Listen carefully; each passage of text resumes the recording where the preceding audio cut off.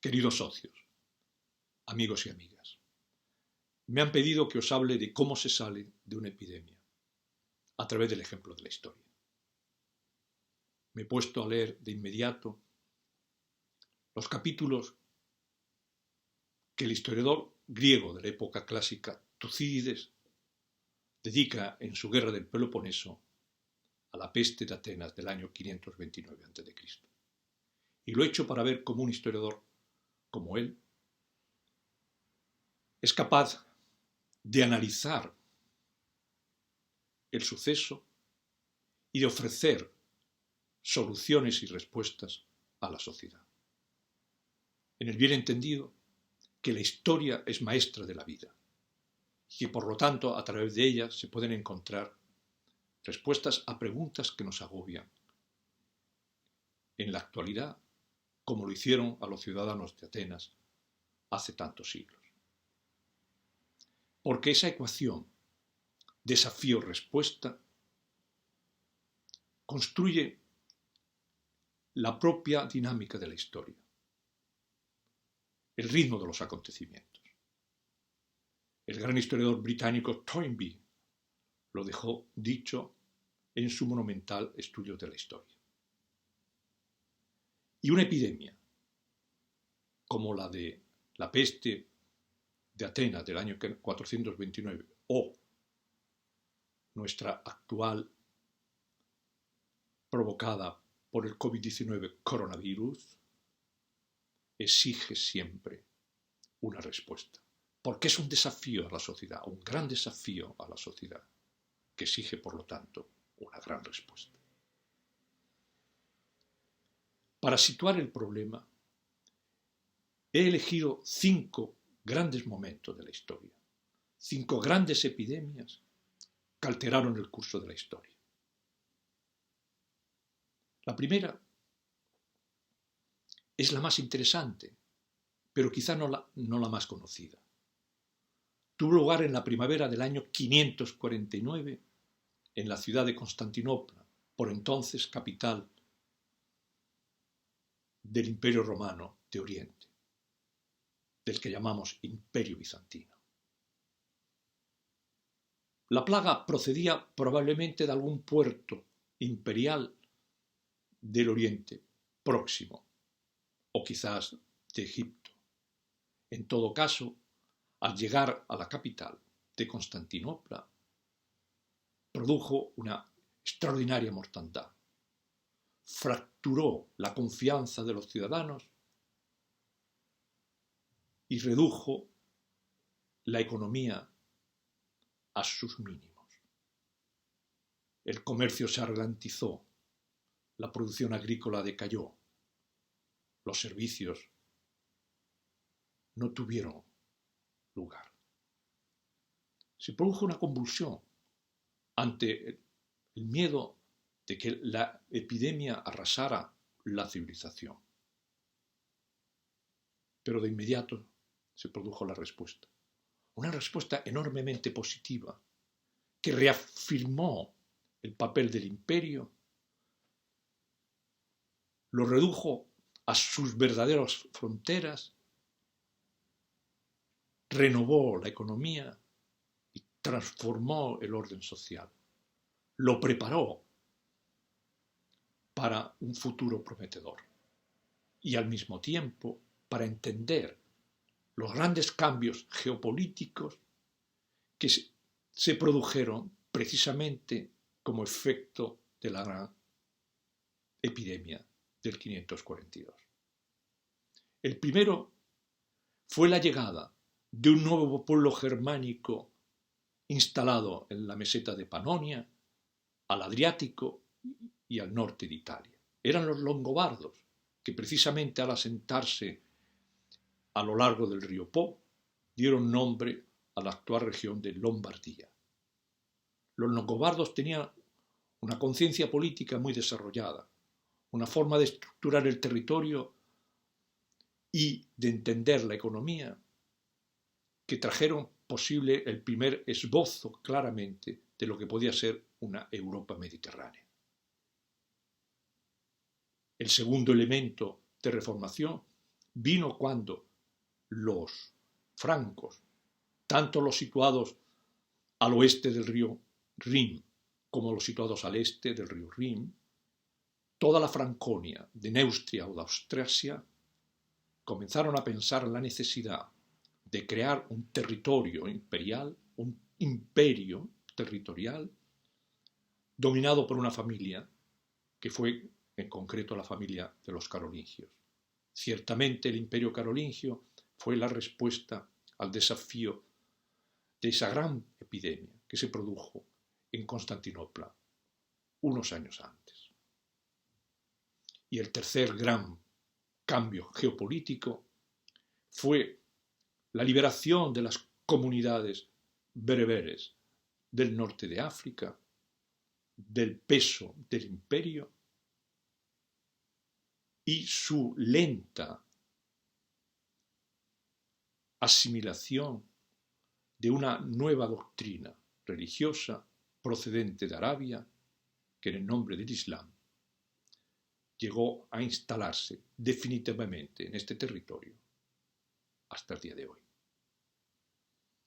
Este gran cambio en la historia no hubiera sido posible sin los efectos de la epidemia. El desafío fue si la sociedad era capaz de renovarse como hizo y de mejorar como hizo, cambiando elementos de la historia que jamás se hubieran quizá producido. Por ejemplo, entre longobardos y francos desarrollaron una nueva tecnología del hierro para mejorar la producción agrícola, la collera rígida, el arado con ruedas, el uso de la azada de hierro o de la cuña de hierro en el propio arado, el concepto mismo de rotación trienal y no bienal, todo un movimiento de renovación que hizo posible una mejor alimentación y por lo tanto un crecimiento demográfico que favoreció el desarrollo económico, la creación de unidades productivas más sólidas, en definitiva, el fundamento de una nueva cultura que conocemos como la cultura europea. En el mundo mediterráneo, las redes comerciales, conociendo perfectamente las dificultades que produjo la epidemia, mejoraron las redes, favorecieron el desarrollo de comunidades de personajes reputados en el conocimiento de las técnicas mercantiles, que se transmitían los conocimientos a través de una frondosa correspondencia, con cartas a veces cifradas, que afortunadamente se conservaron en los archivos, para que los historiadores modernos hayamos podido leerlas e interpretarlas. El cambio fue extraordinario. Mejoró las condiciones, desapareció la esclavitud rural y se dio paso a una especie de liberación de la sociedad campesina en busca de un desarrollo social y un bienestar económico que encontraría en los siglos ulteriores. Por lo tanto, la gran respuesta a la gran epidemia es lo más significativo de la historia de los siglos VII y VIII. Pero he aquí, y este sería el segundo ejemplo de gran epidemia, que en el verano de 1348 unas naves procedentes de la factoría genovesa en la ciudad de Caffa, en el Mar Negro, trajeron unas ratas infectadas de una pulga que llevaba en su interior un bacilo terrorífico que provocaba un tipo de peste bubónica, la llamada peste negra, por el color de los bubones que sufrían los contagiados. La peste negra asoló las ciudades italianas inicialmente, pero luego se extendió de un modo imparable por el resto de Europa. Llegó a lugares tan extremos como el norte de Escocia o Irlanda y afectó a toda la sociedad, ricos y pobres, murieron reyes como murieron campesinos. La peste negra fue una catástrofe sin precedentes, una tormenta perfecta de la epidemia. Mezcló la peste bubónica con una peste pulmonar extraordinariamente contagiosa. La gente tuvo miedo, cambiaron los hábitos, se encerraron algunos, como los famosos personajes que cuenta Boccaccio en el Decamerón. Otros trataron de utilizar la herramienta de la obra de arte para cambiar el gusto de la sociedad provocado por la gran epidemia. Sensaciones nuevas, como el olor de los muertos. Se ven algunas pinturas a personajes tapándose la nariz, porque lo que sentían era olor.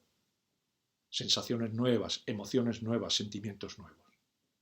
Pero faltaba la respuesta. El gran desafío ya estaba dado. La sociedad se volvió tendente a quedar amilanada, amedrentada, atemorizada. Sí, hubo mucho miedo. Sí, hubo muchas reacciones nerviosas, de efervescencia, especialmente religiosa, los flagelantes por las ciudades, los partidarios de ver saltar a la muerte en su famosa danza, las danzas de la muerte. Pero también hubo aquellos que asumieron fríamente el problema. Supieron que la cuestión estaba no tanto en radicalizar la epidemia, sino en evitarla, en fomentar una sociedad a través de matrices urbanísticas diferentes, de una arquitectura urbana que permitiera una mejor higiene, de una sanidad pública, de un control sanitario de la población. También, ¿por qué no?, de una mejora en los sistemas educativos, introduciendo el humanismo como elemento primordial. Y, en definitiva, de un cambio profundo en la sociedad, que los historiadores modernos hemos denominado renacimiento. Sí, como respuesta al desafío de la peste negra, llegó el Renacimiento. Uno de los momentos más esplendorosos de la historia, no hay que olvidarlo, en todos los sentidos. No solo en el campo artístico, literario, musical, sino también en el campo de la experimentación, de la exploración, de las ideas e incluso de la forma de pensar. Y precisamente como un efecto no deseado de esa expansión europea provocada por el Renacimiento, llegó lo que podríamos llamar el tercer gran desafío de una epidemia, el tercer gran momento, esta vez enormemente trágico. Tuvo lugar en América a finales del siglo XV y a principios del siglo XVI. Los barcos que conducían a los exploradores y a los conquistadores de Europa no solo llevaban armas, hombres y animales, también llevaban enfermedades. Enfermedades contagiosas.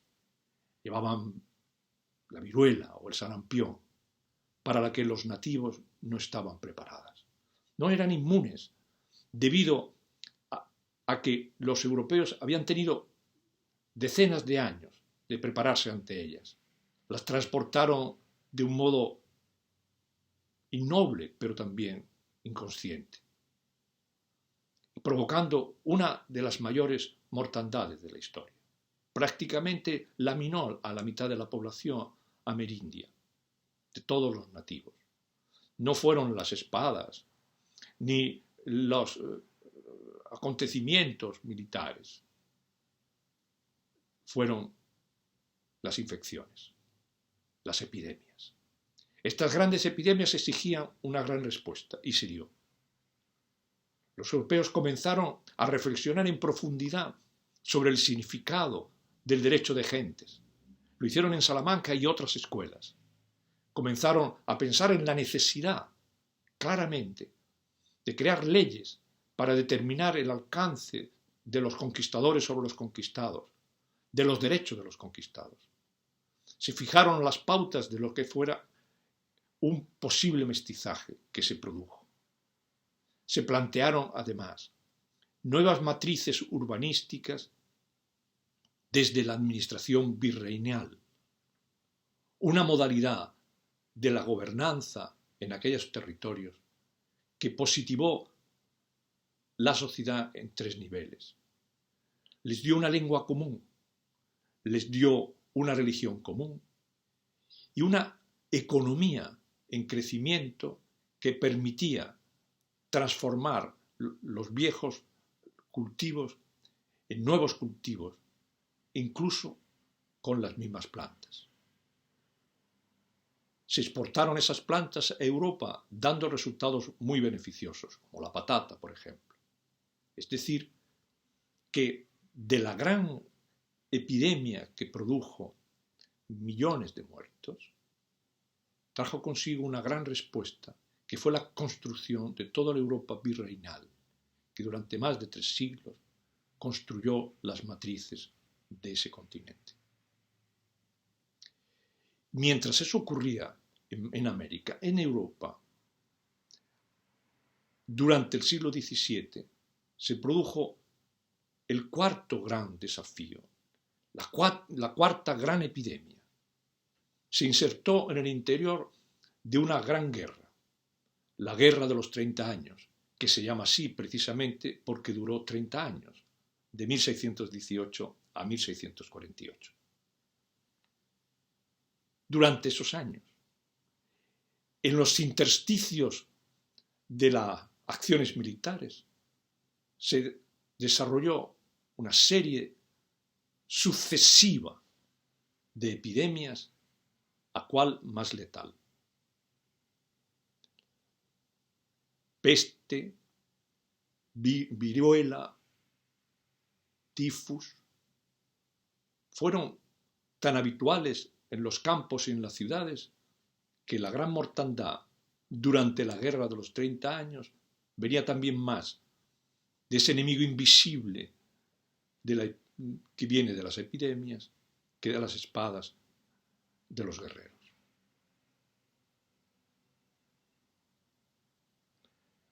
Se conoce como peste milanesa porque el momento de explosión tuvo lugar en esta ciudad durante precisamente una de las habituales batallas del momento. Es cierto, la transmisión se hizo a medida que los ejércitos pululaban de un lugar a otro. Era fácil encontrar ejércitos en Alemania en una semana y a la siguiente en Flandes o en el norte de Italia, llevando consigo la destrucción que ellos tenían dentro, es decir, la epidemia. La conciencia de que la gran epidemia afectó gravemente el porvenir de la civilización indujo a los europeos a pensar una solución política de la guerra que era al mismo tiempo ponerle trabas a la epidemia. Y eso tuvo lugar en las famosas reuniones que dieron paso a la Paz de Westfalia de 1648. La Paz de Westfalia fue clave. Se determinó que Europa jamás se volvería a enfrentar por razones de índole religiosa. Es verdad que hubo algunos enfrentamientos, pero locales, muy reducidos, muy limitados a zonas muy concretas. Una gran guerra por razones religiosas nunca más se dará en este territorio.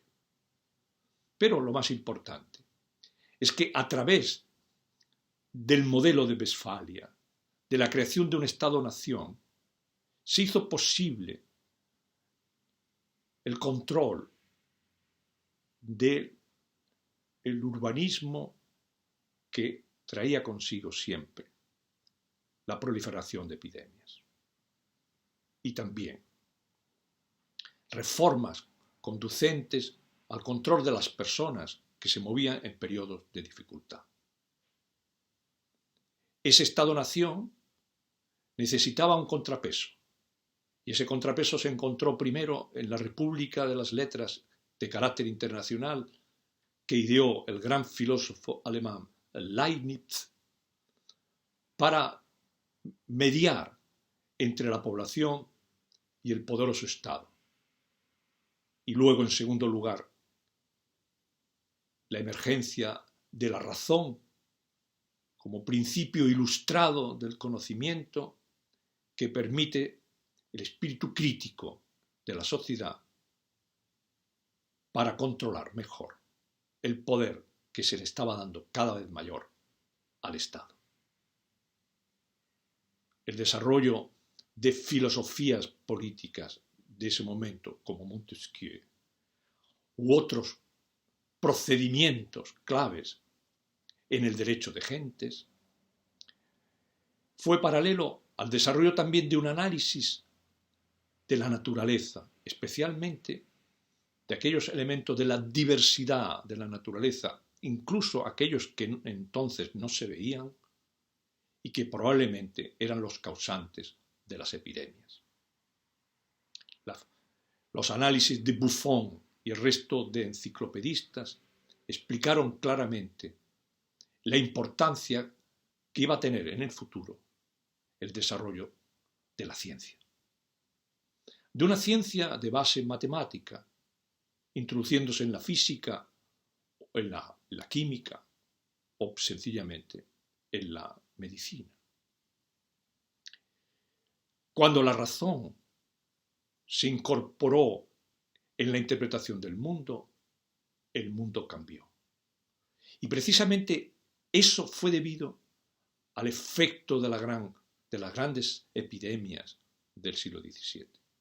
No había que dejarse amilanar por ellas, había que superarlas, había que convertir la sociedad en sujeto de la razón, aunque en ocasiones fuera una razón revolucionaria, como en Inglaterra en 1688, como en Estados Unidos en 1776, como en Francia en 1789.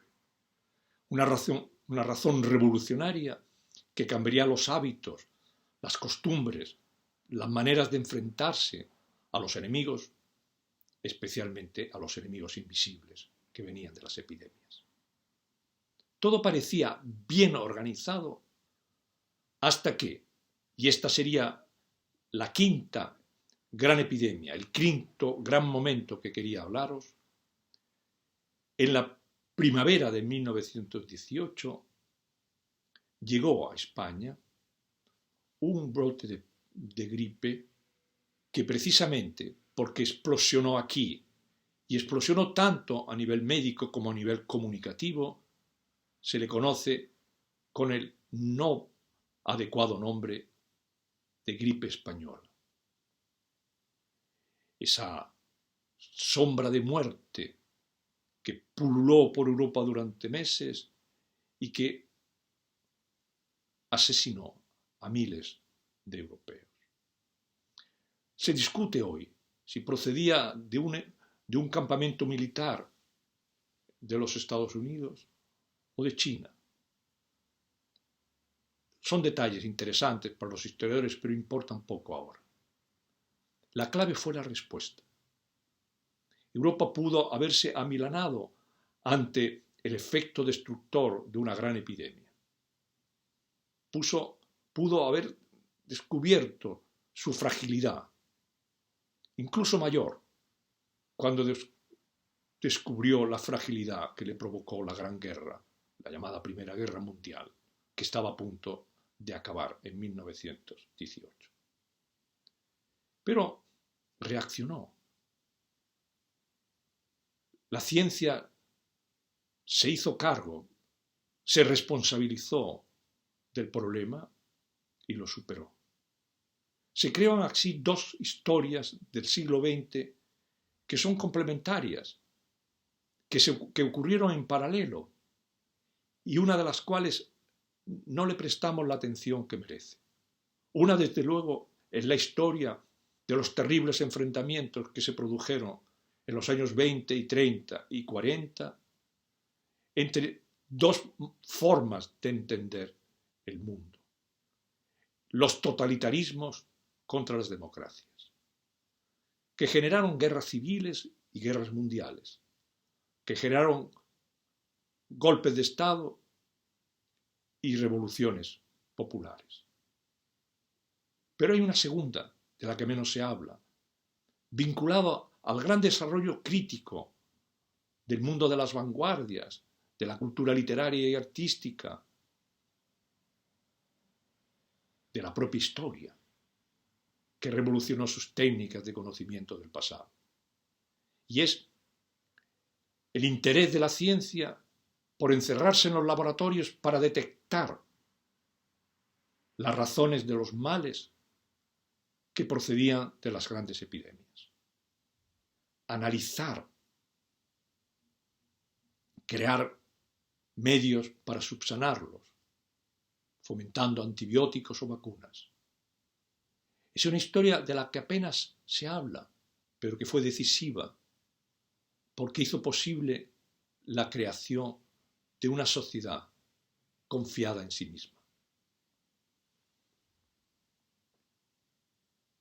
Y así hemos llegado a nuestros días.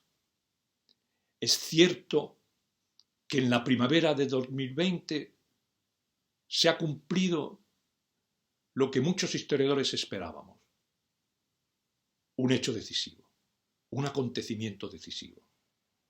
Desde hace siglos, toda década comienza en 20, 1820, 1720, 1620, 1520, 1420, etcétera, etcétera. Ha ocurrido un hecho decisivo. Lo que no esperábamos es que fuera una epidemia como la que estamos sufriendo.